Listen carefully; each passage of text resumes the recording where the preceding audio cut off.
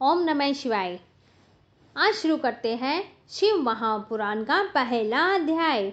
एक समय महर्षि श्री वेद व्यास जी के प्रधान शिष्य श्री सूत जी, जिन्होंने अपने गुरु की सेवा द्वारा बड़प्पन प्राप्त किया था, नैमिषारण्य नामक वन में भगवान सदाशिव की तपस्या कर रहे थे। वे सदैव शंकर जी के ध्यान में मगन रहकर उन्हीं के गुणों का कीर्तन किया करते थे। उन्हीं दिनों संयोग से शौनक ऋषि अपने साथ अन्य बहुत से ऋषियों को लेकर श्री सूत जी के पास आए और उनसे बोले, हे सूत जी, हम लोग संसार रूपी अथाह सागर में डूबे हुए हैं। हमारा परम सौभाग्य है कि आज हमें आपके दर्शन प्राप्त हुए।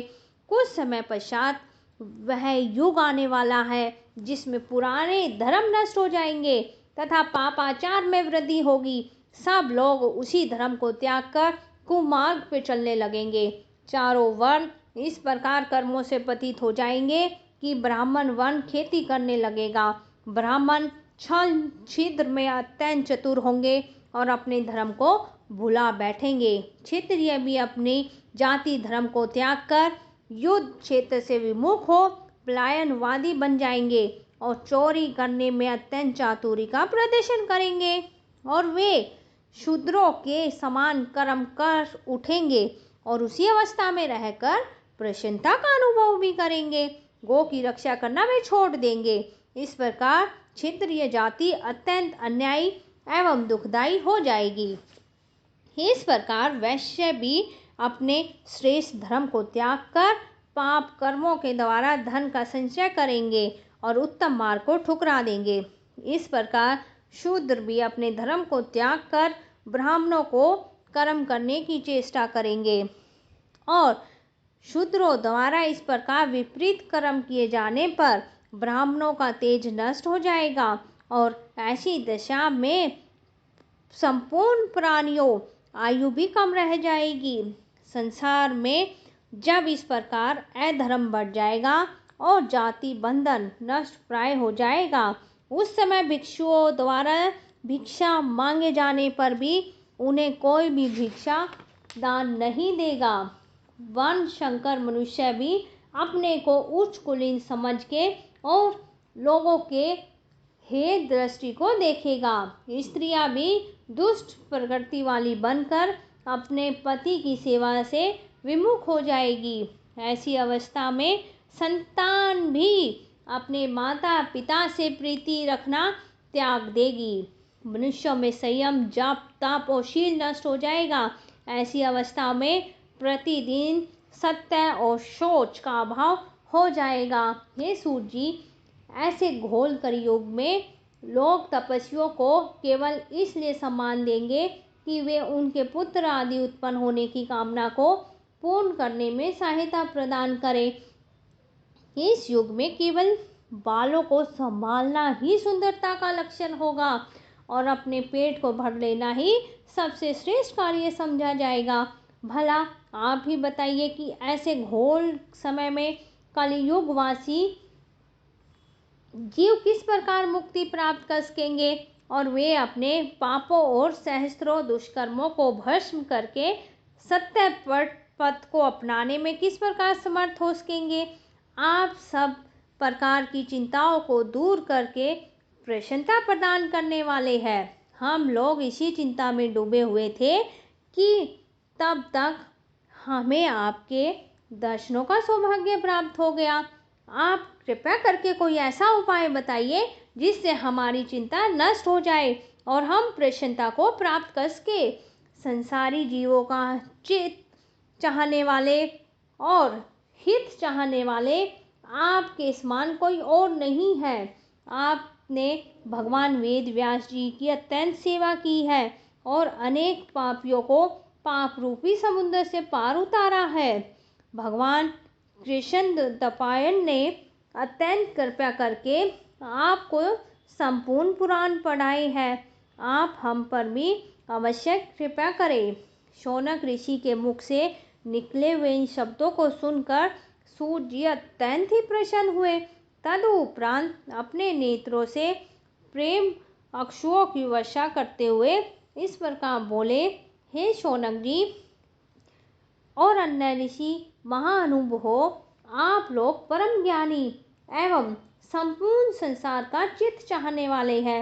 यद्यपि संसारी लोगों की वह बुद्धि नष्ट हो गई है जिसमें उनके सबके मंगल का ध्यान रहता है, परंतु आप सब लोग उसके अपवाद स्वरूप है, क्योंकि आपने अन्य लोगों के उपकार के लिए मुझसे यह प्रश्न किया है। अतः मैं आपको इस प्रीति के वशीभूत होकर भगवान सदाशिव की उस परम स्तुति का वर्णन करूंगा जिसे सुनकर कलिकाल के दुख नष्ट हो जाते हैं, अज्ञानी जीवों को भी मुक्ति मिलती है। यही कारण है जो लोग बुद्धिमान होते हैं वे भगवान सदाशिव की तपस्या के द्वारा संपूर्ण पदार्थों को अनायास ही प्राप्त कर लेते हैं।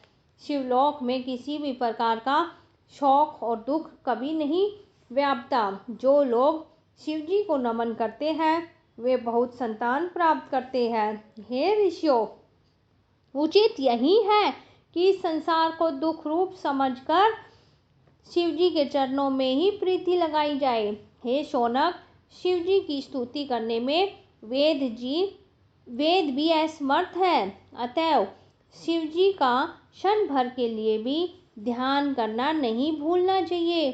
सूर्य जी के मुख से यह वचन सुन के शौनक ऋषि अपने दोनों हाथ जोड़कर उनके सम्मुख बैठ गए और तदुपरांत सब ऋषियों ने परस्पर विचार विनय करके सूर्य जी से यह कहा कि हे सूर्य जी, शिवजी जी तो निर्गुण कहलाते हैं। उन्होंने सगुण रूप किस प्रकार धारण किया, उन्होंने संसार को किस प्रकार उत्पन्न किया और स्वयं किस प्रकार से उत्पन्न हुए, वे प्रलय काल में संसार को नष्ट करके स्वयं किस प्रकार से स्थित रहते हैं, वे किस कार्य से प्रसन्न होते हैं और प्रसन्न होने पे क्या वरदान देते हैं। हे सूर्य जी, यह सब वृतांत इसके अतिरिक्त भी भगवान सदाशिव के संबंध में और कुछ भी जानने योग्य है, आप उसे हमें बताइए, क्योंकि आप श्री वेद व्यास जी की कृपा से भूत भविष्य और वर्तमान इन तीनों कालों की गति को जानने में समर्थ है। तभी तो व्यास जी ने कृपा करके अपने श्री मुख से आपको इस ब्रह्मांड का संपूर्ण रहस्य समझा दिया। यह बात निश्चित है कि जब तक श्रेष्ठ ब्रह्मा ज्ञानी से भेंट नहीं होती है तब तक शौक और मोह नष्ट नहीं होता है। हम तो उसी को सबसे भाग्यवान मानते हैं जो शिवजी की कथा कीर्तन से अपना संबंध सदैव बनाए रखते हैं। शौनक आदि ऋषियों के मुख से निकले हुए इन शब्दों को सुनकर सूर्य जी अत्यंत ही प्रसन्न हुए। तदुपरांत उनको प्रसन्न करते हुए इस प्रकार कहने लगे कि हे शौनक आदि ऋषियों, आपने जो प्रश्न मुझसे किया है वही प्रश्न एक समय नारद जी ने ब्रह्मा जी से किया था और उस समय श्री ब्रह्मा जी ने उन्हें समुचित उत्तर देकर प्रसन्नता प्रदान की थी। मैं आपसे वही प्रश्न कहता हूँ।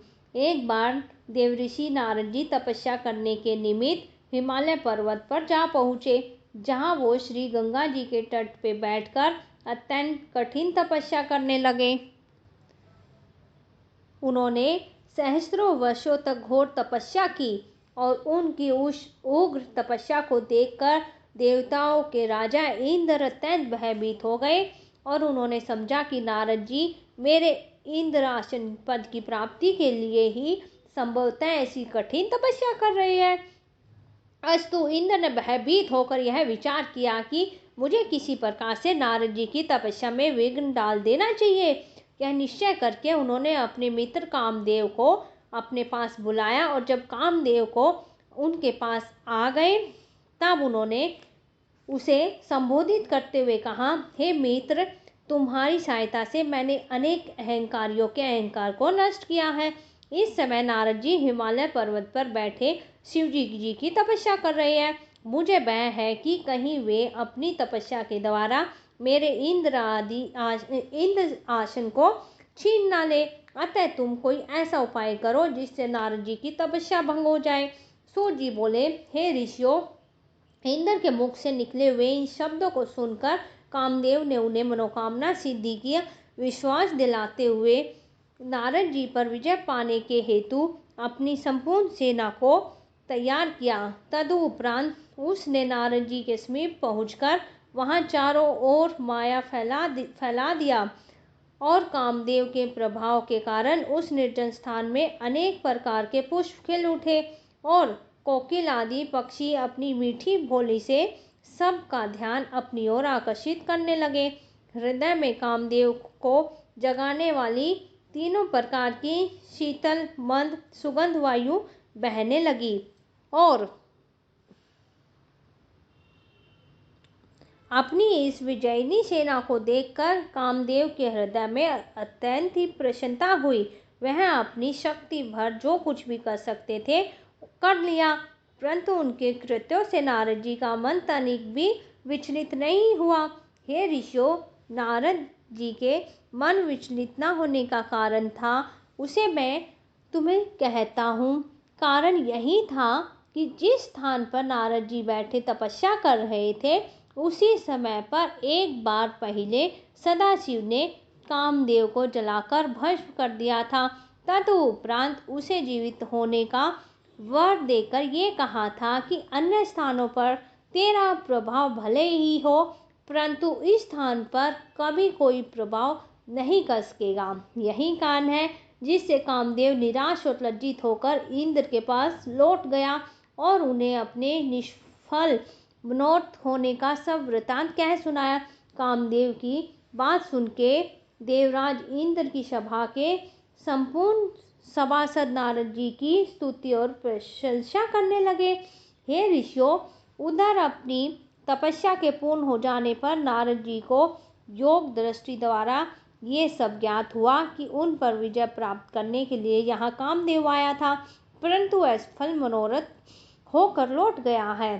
तो उनके हृदय में कुछ अहंकार उत्पन्न हो गया।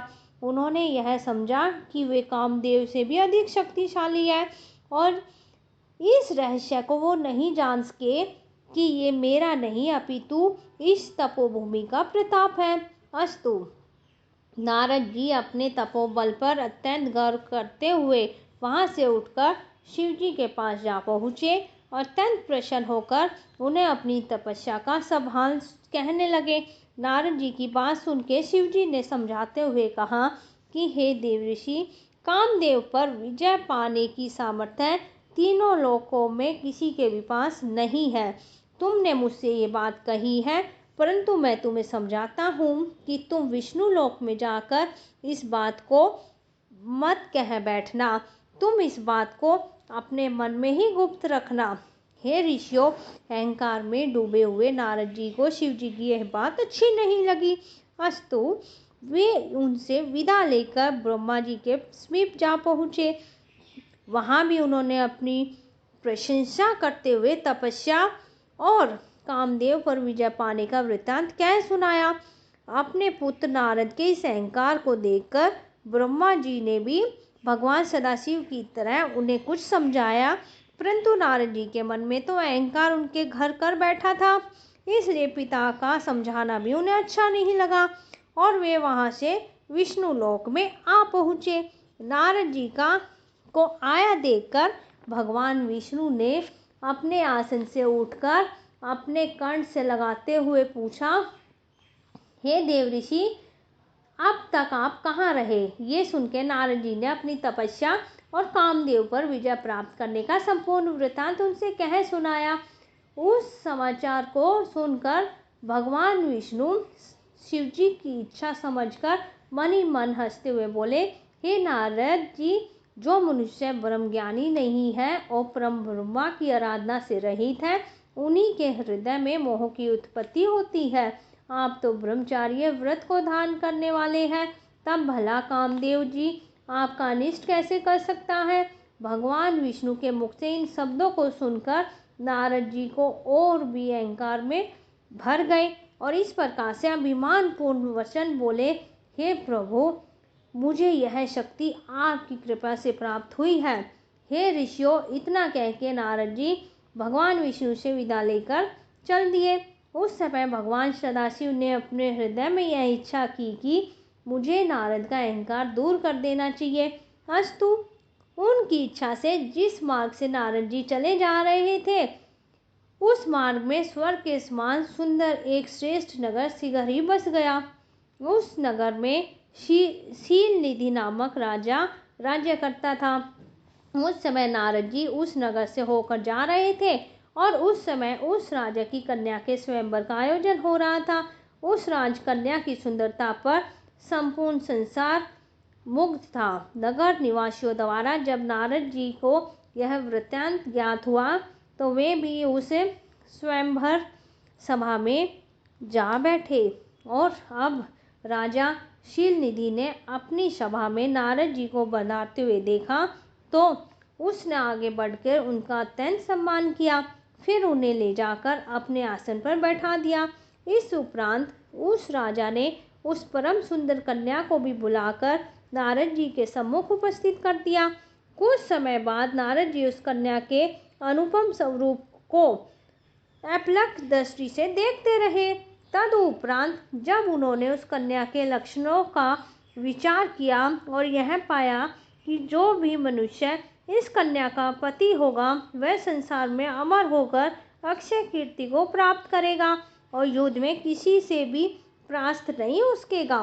कन्या के इन लक्षणों को विचार कर नारद जी वहां से उठकर अपने मार्ग पर फिर चल दिए, परंतु इस समय उनका मन काम से वशीभूत होकर उस कन्या को स्वयं पाने को लिए ललालित हो उठा और इस प्रकार वे अपनी बुद्धि के विपरीत कामदेव के जाल में फंस गए। उन्होंने यह भी विचार किया कि जब तक मैं सुंदर नहीं हूँ तब तक मुझे उस कन्या का मिलना असंभव है, क्योंकि स्त्रियां सुंदरता को ही अधिक प्यार करती है। अस्तु, मुझे यह उचित है कि भगवान विष्णु से उनकी सुंदरता मांग लूं और राजकुमारी को मोहित करके उनके साथ विवाह करने के लिए तैयार कर लूं। हे ऋषियों, इस प्रकार निश्चय करके नारद जी वही मार्ग में एक स्थान पर बैठकर श्री विष्णु जी का ध्यान करते हुए प्रार्थना करने लगे कि हे प्रभु, संसार में आपके समान मेरा हित हेतु कोई नहीं है। अस्तु, आप यहीं प्रकट होकर मेरे मनोरथ को पूर्ण कीजिए। नारद जी की इस प्रार्थना को सुनकर श्री विष्णु जी उसी समय प्रकट हो गए और नारद जी ने उन्हें अपना मनवय सुना दिया और उन्होंने उत्तर दिया, हे नारद जी, जिस प्रकार वैद्य रोगी की इच्छा से प्रतिकूल भोजन करता है उसी समय मैं भी आपकी सेवा करूंगा। यह कहकर श्री विष्णु अंतर्ध्यान हो गए। नारद जी उनके गूढ़ वचनों का भावार्थ नहीं समझ सके। अस्तु, नारद जी का संपूर्ण शरीर श्री विष्णु जैसा हो गया, परंतु उनका मुख बंदर जैसा ही बना रहा। नारद जी वहां से उठकर शीतलता पूर्वक पूर्णतः राज्यसभा में जा पहुँचे। नारद जी बारंबार उचकते हुए मन ही मन में विचार करके प्रसन्न होने लगे कि अब राजकन्या मुझे छोड़कर किसी को भी वरण नहीं करेगी। और उसी समय पर नारद जी भी एक नए स्वरूप को कोई नहीं देख सका, अतः सबने उन्हें नारद समझकर ही प्रणाम किया और भगवान सदाशिव के दो गण भी ब्राह्मण का रूप धारण किए हुए बैठे हुए थे और दोनों में से यह रहस्य छिपा न रह सका। अस्तु, वे दोनों नारद जी के पास जा बैठे। उन्होंने मुस्कुराते हुए नारद जी से कहा, हे मुनि श्रेष्ठ, आपको तो भगवान विष्णु ने अत्यंत सुंदर रूप प्रदान किया है। अब भला राजकन्या आपको छोड़कर अन्य किसी को स्वीकार क्यों करेगी? सूत जी बोले, हे शौनक आदि ऋषियों, इसी प्रकार वह राजकन्या भी स्वयंवर सभा में आ पहुंची। जब उन्होंने नारद जी के उस भयंकर स्वरूप को देखा तो वह अपने मन में अत्यंत ही प्रसन्न हुई और मुंह फेरकर दूसरी ओर पंक्ति में अपने योग्य पति को ढूंढने लग गई। उधर नारद जी को यह दशा थी कि वह बारंबार उचक उचक कर चारों ओर से उस राजकन्या के समीप पहुंचने का प्रयत्न करते थे। शिव जी के वे दोनों गण नारद जी को इस दशा में देखकर परस्पर और अधिक हास्य कर उठे। ठीक उसी समय पे भगवान विष्णु उसी सभा में आ पहुंचे और उन्हें देखते ही कन्या ने प्रसन्न हो गले में वरमाला डाल दी। यह देखकर अन्य सब राजा तो निराश हुए ही, देव ऋषि नारद जी भी अत्यंत ही निराश हो गए। और उसी समय उन दोनों शिवगणों को नारद जी ने कहा कि हे मुनिराज, आप इतने दुखी क्यों होते हैं? कृपया करके अपने मुख का किसी दर्पण में तो देख लीजिए। शिव महापुराण का 3रा अध्याय। शिवगणों की बात सुनकर नारद जी वहां से उठकर एक पानी से भरे तालाब के जा पहुंचे। उस जल के भीतर जब उन्होंने अपने मुख का प्रतिबिंब देखा तो उन्हें अत्यंत ही आश्चर्य हुआ और अपने उस विकृत रूप को देखकर अत्यंत ही क्रोध हो उठे। और क्रोध में उन्होंने उन दोनों शिवगणों को यह शाप दिया, अरे मूर्खों, तुमने मेरी बहुत ही प्रतिष्ठा की है और अतः तुम दोनों भी छली और पापी हो जाओ। तुम अपने किए का फल पाओ कि जिससे फिर ऐसा नीच कर्म करने की तुम्हें हिम्मत ना पड़े। नारद जी से मुख से इस प्रकार शाप को सुनकर वे दोनों गण अत्यंत ही चिंतातुर होकर वहां से लौटकर अपने लोक में जा पहुँचे और शिव जी की स्तुति करने लगे। फिर नारद जी थोड़ी देर के बाद अपने यथार्थ दशा में आ गए, परंतु उनके मन में यह विचार निरंतर चक्कर काटता रहा कि विष्णु के द्वारा छल किए जाने के कारण मेरा यह अपमान हुआ है। अतः या तो मैं विष्णु को शाप दूंगा, अन्यथा अपने प्राण त्याग दूंगा। हे ऋषियों, यह निश्चय करके नारद जी भगवान विष्णु के बैकुंठ धाम को चल पड़े। और उस समय नारद जी की इच्छा जान के भगवान विष्णु उन्हीं मार्ग में ही मिल गए। भगवान विष्णु के साथ वह कन्या भी थी जिनको उन्होंने स्वयंवर में प्राप्त किया था। आज तो भगवान विष्णु ने नारद को प्रणाम करके हास्यपूर्ण शब्द में कहा, हे नारद जी, आप इस प्रकार चिंतित होकर कहाँ जा रहे हैं? विष्णु जी के ऐसे वचन सुनकर नारद जी अत्यंत ही क्रोधित हो गए और उन्हें क्रोध अवस्था में नारद जी के मुख से यह शब्द निकले, हे विष्णु, तुम इस समय हमको अच्छे मिले। तुम तो बड़े ही छली हो। तुम्हारा वह छल जो तुमने दीति के पुत्रों के साथ मोहिनी रूप धारण करके अमृत को बांटने में किया था, प्रसिद्ध है ही। तुमने छल से जलंधर की स्त्री से उनका पतिव्रत धर्म छुड़ाया और सदाशिव ने भी तुमको वरदान देकर संपूर्ण सृष्टि का स्वामी बनाकर उचित नहीं किया। अतः सदाशिव भी तुमको ऐसे स्वाधीन और संपूर्ण सृष्टि का स्वामी बनाकर अपने मन में चिंतित है। अब हम सदाशिव की आज्ञा के अनुसार ही तुमको तुम्हारे कर्मों का फल देते हैं, जिससे तुम भविष्य में ऐसा कोई काम ना करो।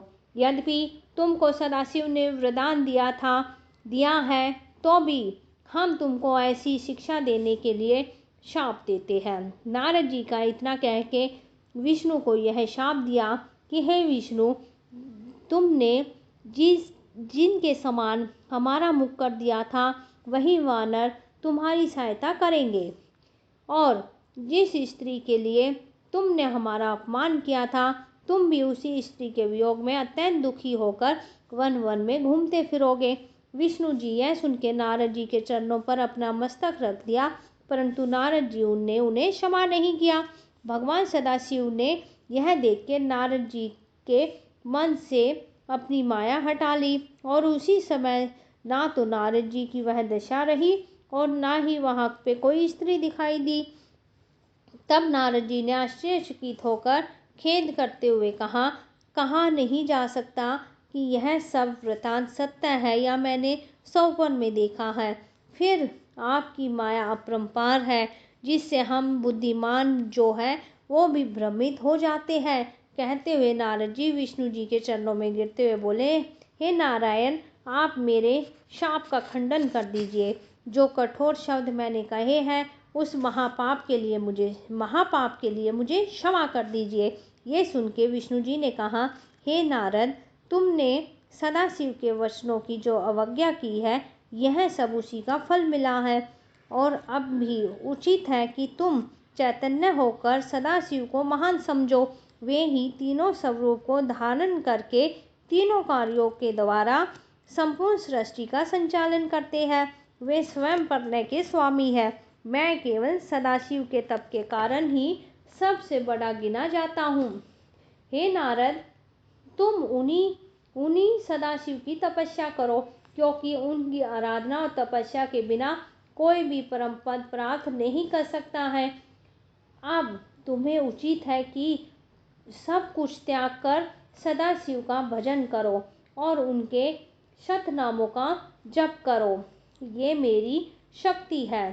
तुम हृदय में शिवजी के चरणों का ध्यान लगाकर देशाटन करो, जिससे तुम्हें दुख ना हो। और तुम्हारे लिए यही उचित है कि संपूर्ण भूमंडल पे भगवान सदाशिव की महिमा देखते हुए काशी जी को सिधारो और उन्हें रुद्र क्षेत्र, वाराणसी, मुक्ति क्षेत्र और महाशमशान भूमि भी कहते हैं।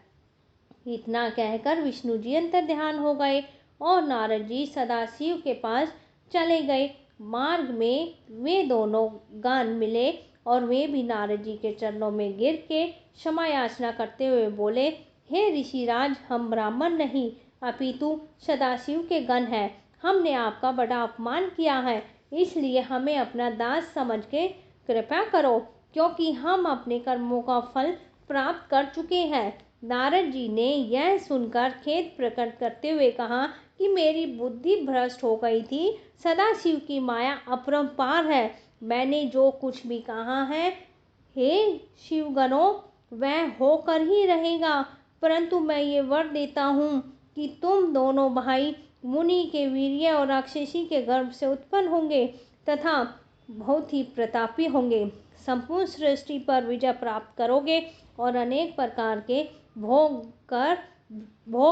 कर भी सदाशिव की भक्ति से अचेत न होंगे। अंत में वानर और मनुष्य द्वारा तुम्हें मुक्ति प्राप्त करोगे। इतना कह के नारद जी पहले सदाशिव के पास गए, फिर ब्रह्मा जी के पास गए और वो दोनों हाथ जोड़ के स्तुति करते हुए बोले, हे पिता, आपने विष्णु जी की जो कथा हमसे कही थी, उसमें भक्ति, वैराग्य, तप, दान की रीति और तीर्थ आदि का वर्णन है। वह तो मैंने सुनी, परंतु मैं सदाशिव की भक्ति से अभी भी अनभिज्ञ हूँ। इसलिए कृपया करके मुझे कर्म से बताइए कि सदाशिव आदि मध्य अंत में क्यों रहते हैं और कैसे प्रसन्न होते हैं। वो निर्गुण होकर भी सगुण कैसे हो जाते हैं।